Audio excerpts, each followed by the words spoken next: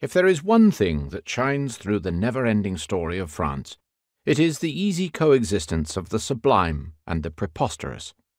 For much of its history, France has enjoyed a reputation as one of the most alluring and enlightened countries in the world, while also bewildering visitors with its sometimes bizarre customs, politics, and gastronomic habits.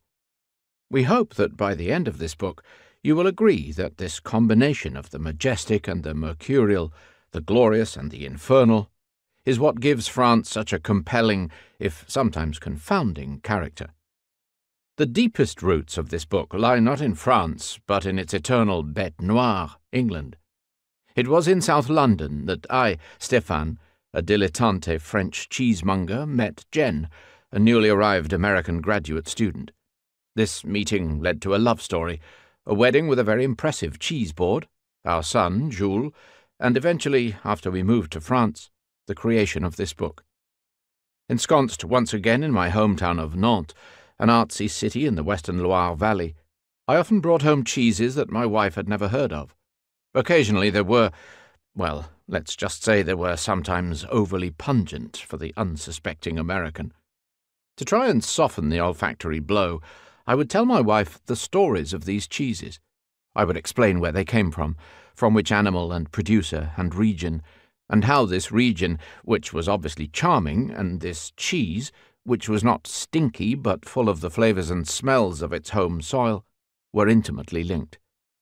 I would also tell her legends and anecdotes surrounding the cheeses, accidentally conveying a sense of the rich history of France's various locales.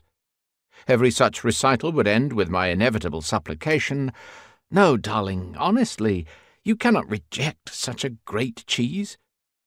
Soon, Jen thought I was an expert in French food and its history, when all I really wanted to do was convince her of the greatness of its cheeses so that I could bring them home without fear of rejection. She began to ask me questions about the origins not only of cheeses, but of different French wines and dishes. Well, when you have been anointed an expert by the person you love, the last thing you want to do is disappoint them. So I tried to learn what I did not know. I read books, asked questions of colleagues and friends, started to collect anecdotes, and in the end learned a great deal about the history of some of France's best-known foods and wines.